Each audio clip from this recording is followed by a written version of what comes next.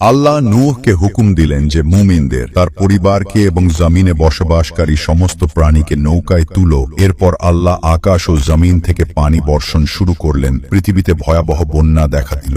সমস্ত মানুষ ও প্রাণী ডুবে গেল। পানির স্রোত পাহাড়ের চূড়ারও উপরে উঠে গেল। কেবল নূহ আলাইহিস সালামের নৌকায় রক্ষা পেল। এত বড় নবী হওয়া সত্ত্বেও নূহ আলাইহিস সালামের ছেলে নৌকায় উঠল না। নূহ আলাইহিস সালাম তাকে ডাকলেন, হে আমার ছেলে, নৌকায় উঠো এবং কাফিরদের সঙ্গী হও না। কিন্তু সে বলল, আমি পাহাড়ের চূড়ায় আশ্রয় নেব, যা আমাকে বাঁচাবে। নূহ আলাইহিস সালাম বললেন, আজ আল্লাহর আদেশ ছাড়া কেউ রক্ষা পাবে না। শুধু যার প্রতি আল্লাহ দয়া করবেন তিনিই বাঁচবেন। বাবা ও ছেলের কথোপকথন চলতে চলতে হঠাৎ এক প্রচণ্ড ঢেউ এসে নূহ আলাইহিস সালামের ছেলেকে ডুবিয়ে দিল। নিজের চোখের সামনে ছেলেকে ডুবে যেতে দেখে নূহ আলাইহিস সালামের চোখে পানি চলে এলো এবং তিনি আরজি করলেন, হে আল্লাহ, আপনি তো আমাকে ওয়াদা করেছিলেন যে আমার পরিবারকে রক্ষা করবেন। আপনি তো সর্বশ্রেষ্ঠ হাকিম, তাই আপনার ওয়াদা পূর্ণ না হওয়া অসম্ভব। তখন আল্লাহ বললেন, হে নূহ আলাইহিস সালাম, এমন কোনো বিষয়ে আবেদন করো না যার সম্পর্কে তোমার জ্ঞান নেই। তখন নূহ আলাইহিস সালাম বুঝতে পারলেন